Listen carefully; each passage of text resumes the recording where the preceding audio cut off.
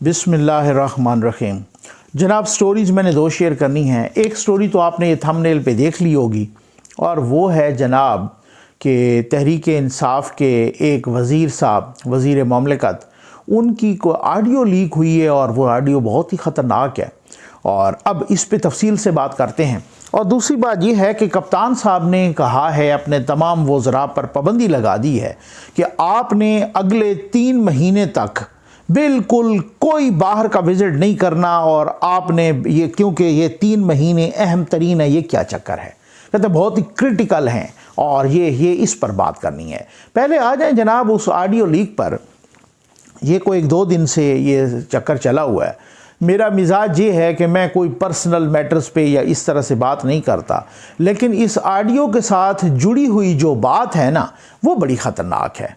और इस ऑडियो से ये लग रहा है, वो है ऑडियो मेरे पास, लेकिन मैं उसको यहाँ पे लगाना भी मुनासिब नहीं समझता, क्योंकि मैंने आपसे कहा है ना कि ये कोई रेटिंग वाला चक्कर नहीं है। लेकिन मैं आपको पूरा बताता हूँ मैं कि भाई जो है ना, उसमें क्या क्या कहा गया है और क्या सूरत, इसका पूरा बैकग्राउंड क्या है इस ऑडियो का। बात यह है कि एक खातून ने कहा जा रहा है कि मुबैना तौर पर फ़ारूक हबीब साहब, जो कि तहरीक इंसाफ के वज़ीर ममलिकत हैं, और वो बड़े बैठ के बड़ी भड़के मारते हैं और बड़े अखलाकियात का दर्स देते हैं और बड़ा जनाब मरियम नवाज़ साहबा के एक एक बयान पे बड़े जनाब उछल कूद कर रहे होते हैं और वो बड़े अखलाकी बन रहे होते हैं और बड़े आइनी और कानूनी और मैं समझता हूँ कि बहुत ही अपने आप को बड़ी बुलंदी पे रख रहे होते हैं। उनकी एक गंदी ऑडियो आ गई है, ठीक हो गया ना, उनकी एक अखलाक से गिरी हुई ऑडियो आ गई है, मुबैना तौर पे चलो मैं कह देता हूँ, ठीक हो गया ना। क्योंकि उसकी वजह यह है कि अभी तक उसका फॉरेंसिक ऑडिट कह रहे हैं कि करवाया जा रहा है और वो बहुत ही ख़तरनाक होगा। ख़तरनाक इस वजह से होगा कि आपकी कोई पर्सनल लाइफ, मैंने अपनी मुतादिद वीडियोज़ में बताया है कि मुझे बहुत सारे लोगों ने कहा कि नकवी साहब आप सीता वाइट पे वीडियो करें। मैंने कहा मैं नहीं करूंगा। उसकी वजह यह है कि किसी की पर्सनल लाइफ है, बस ठीक है, उसका मामला है, अल्लाह का मामला है, कोई भी है, उस हवाले से वो पहले की बात है। हालांकि उस पर मेरी अच्छी खासी रिसर्च है, ठीक हो गया ना, लेकिन मैंने नहीं, क्योंकि मैं किसी की पर्सनल मैटर पर बोलना उस हवाले से, इसको मैं ज़ाती तौर पर सही नहीं। यहाँ पर यह मैटर पर्सनल नहीं है। ये अगर फ़ारूक हबीब साहब की ही ऑडियो है और जिसका फॉरेंसिक ऑडिट जल्दी होके आ जाएगा, तो ये जो मामला है, ये मामला पर्सनल नहीं है। किस वजह से नहीं है? वो खातून जो उनसे राब्ता कर रही हैं, वो खातून जनाब उनसे मदद मांग रही हैं अपने बीमार वालिद के इलाज के लिए, ठीक हो गया ना, और कह रही हैं मेरे वालिद साहब व्हील चेयर पर हैं, उनको इस तरह से तकलीफ़ है, उनकी बीमारी का उनको बताया और आप मेरी मदद फरमा। ज़ाहिर है उन्होंने मदद किया, वही एहसास प्रोग्राम जिसको ये बोलते हैं, और वो इसी तरीके से उन्होंने मदद भी करनी थी तो सरकार के फ़ंड से करनी थी। वैसे भी सरकार के फ़ंड वो 40-40 अरब के घपले तो मार जाते हैं, लेकिन फिर भी किसी गरीब को अगर चाहिए, अगर किसी खातून ने राब्ता किया था, और मैं बार बार कह रहा हूँ मुबैना इस वजह से कि अभी उनकी फॉरेंसिक ऑडिट, लेकिन जो हालात वाक़ियात और कराइन बता रहे हैं वो यही, जो जिस तरीके से पैरों तले से ज़मीन निकली है, जिस तरीके से दूसरी तरफ से बेचैनी हो रही है, उस तरीके से लग रहा है कि ऑडियो वाकई फ़ारूक हबीब साहब की है। और क्यों उसकी कुछ वजूहात है ना, मैं उसकी तफसील बताता हूँ ना। उस खातून ने बताया कि जनाब के भाई जो है ना, मुझे मदद की ज़रूरत है, और ज़ाहिर है एक गवर्नमेंट के ऑफिशियल से, एक पब्लिक फिगर से अगर वो बात कर रही हैं, मजबूर खातून, तो ये उनका पर्सनल मैटर नहीं है फ़ारूक साहब का। फिर उस मजबूर खातून का किस तरीके से उन्होंने नाजायज़ फ़ायदा लिया और उनको आगे से फरमाइश कर दी कि आप मतलब मेरे लिए कुछ जो है ना, थोड़े टाइम की, को 10 सेकंड की या कितने की एक वीडियो बना के भेजें, और वो ज़ाहिर न्यूड वीडियो की, वो गलत वीडियो की डिमांड कर रहे थे, और मुझे जो है ना वो वीडियो बना के भेजें, आप अगर भेज देंगी तो आपको क्या होगा, ठीक हो गया ना। ये मैं समझता हूँ बहुत बड़े दुख की बात है, ये मैं समझता हूँ बहुत बड़े कर्ब की बात है, ये शर्म की बात है, ये बेहयाई की बात है, ये डठाई की बात है। कुछ अर्सा पहले ऑडियो लीक वो भी हुई थी, ख़ुद अल्लाह बख्शे नईमुल हक साहब और इमरान खान साहब के निकाह खान मुफ्ती सईद साहब की, ठीक है ना, उनमें एक खातून भी थी, वो खातून भी कोई ऑफिशियल है सरकारी, तो वो उनकी भी आई थी ऑडियो, लेकिन वो ऑडियो भी इमरान खान साहब के पर्सनल मामले में और ख़ुद जो है ना बनीगाला इस्टेब्लिशमेंट और जादू टोना से मुतल्लिक और बहुत सारी चीज़ें उसमें थी, वो भी हिला देने वाली ऑडियो थी। लेकिन खैर, अब जो ये ऑडियो है, आप अगर किसी की इस तरीके की मजबूरी का गलत फ़ायदा उठा के और ब्लैकमेल करके आप ब्लैकमेलर बने हैं और आप इस तरीके से रियासत मदीना के दावेदार हैं, आप तब्दीली के दावेदार हैं और नए पाकिस्तान के, और आप इस तरीके से आपका जब कच्चा चटा खुलता है तो आप इसमें पता नहीं आप कितनों का कच्चा चटा खुलेगा, पता नहीं आप कितनों का जो है ना, कितनों की बेचैनी और बेकरारी और घबराने का वक्त आ गया है। तो उस तरीके से जिस तरह से ये ऑडियो आई और जिस तरीके से ये सूरत हाल सामने आई है, तो वो जनाब फिर उसके बाद वो पता चला कि उन खातून के उनके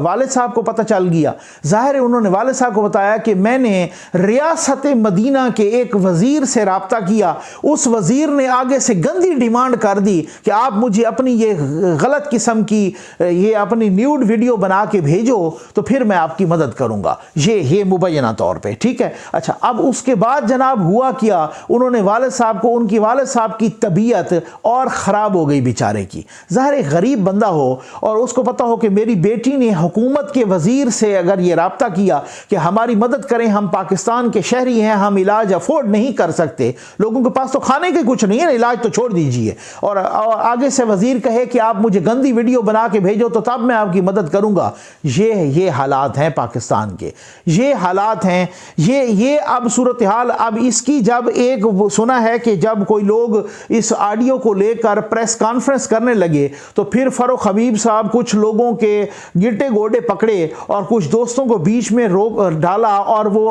उन्होंने प्रेस कॉन्फ्रेंस नहीं की, क्योंकि उसकी वजह यह है कि वो ऑडियो उन्होंने उस खातून ने रिकॉर्ड की, और वो ऑडियो ज़ाहिर है जब उस खातून ने रिकॉर्ड की तो उनको नहीं पता कि मैं किन को फ़ोन कर रही हूँ और किन को जो है ना, इनको भी पता कि उसी खातून ने जिसने रिकॉर्ड की है तो इनको भी पता है। आप ज़रा हिम्मत करो, ज़रा मानो, अदरवाइज उसकी फॉरेंसिक ऑडिट आने वाली है। तो अब उस हवाले से उस खातून ने वो ऑडियो उठा के पीटीआई के लोगों को दी। असल में मामला ये है, मामला खुला यहां से, पीटीआई के लोगों को दी ऑडियो, और वो ऑडियो जैसे ही आम हुई तो जाहिर है फिर हर पार्टी में भी अपने मुखालिफिन भी होते हैं, अपने कॉम्पिटिटर्स भी होते हैं, सारा कुछ। तो उन्होंने भी, कुछ लोगों ने यूं करके कुछ प्रेस कॉन्फ्रेंस करने की ठान ली। फारूक साहब फिर मुबैना तौर पर बताया ये जा रहा है, ज़राए बता रहे हैं कि उनके गिट्टे गोडे पकड़े और वो जनाब प्रेस कॉन्फ्रेंस उन्होंने फिलहाल तो मुलतवी करवा दी। अब देखें कि जनाब इस ऑडियो का फोरेंसिक ऑडिट होने वाला है, और वो खातून कौन है, और अगर वही खातून आके कह देती हैं ये एक हरासमेंट का केस है, ये एक क्रिमिनलिटी है, ये एक क्रिमिनल केस है, ये एक मैं समझता हूँ बेहयाई, डिठाई और बेशर्मी का केस है। किधर गए खान साहब? अच्छा, मैं आपको एक बात बताऊँ, मैं इस तरह के चक्कर में नहीं पड़ता, लेकिन खैर मैंने किसी से बात की तो मैंने कहा यार मैंने कहा आप किस से बात की होगी, आपको भी पता है, किसी पीटीआई के दोस्त से बात की होगी, और मैंने कहा कि यार ये देखें ना, खान साहब भी कितने अखलाकियात के लेक्चर देते हैं। वो कल भी कह रहे थे यूनिवर्सिटी की तकरीब में कि जब तक आप सच्चाई नहीं होगी, जब तक ये नहीं होगी, जब तक सीरत पे अमल नहीं करेंगे, जब तक ये नहीं, तो खान साहब बड़े अखलाकियात के लेक्चर देते हैं और खान साहब के वज़ीर ये कर रहे हैं। तो आगे से मुझे आप यकीन कर, मैं पूरी जिम्मेदारी के साथ कह रहा हूँ, कोई गलत बात करने की ज़रूरत नहीं है ना मैं इस तरह का बंदा हूँ कि मैं आप यकीन करें, मुझे हैरत हुई अनएक्सपेक्टेडली, मैं अनबिलीवेबल, मैं यकीन ही नहीं कर रहा था, और अच्छा खासा जिम्मेदार बंदा था। उन्होंने कहा कि जनाब वो बात ये है कि खान साहब की अपनी अखलाकियात कौन सी को अच्छी थी। मैं हैरान रह गया, मैंने कहा यार ये बंदा मुझसे कह रहा है, ये हालात हैं अंदर के, ये अंदर के हालात हैं। और फिर उसके बाद मैं चुप ही कर गया, मुझे चुप लग गई, मैंने कहा यार वाकई जो है ना, मतलब वो चलें अब इसी तरीके से, अब ये हालात हैं तो मेरा ख्याल है इसकी पूरी इन्वेस्टिगेशन होनी चाहिए। भाई ये कूद के जो जंप मार के जो मालशिया पालशिया जो मरियम नवाज की ऑडियोज का कह रहे थे कि जनाब इसका वो तो ये बस उन्होंने तो पता नहीं क्या क़यामत ढा दी। और ये मरियम नवाज ने क्या कहा है, मरियम नवाज ये कहा है ना कि फलां मीडिया को नहीं जाने चाहिए एड्स, बस इससे। और उन्होंने बुलंद अखलाक होने का और अपना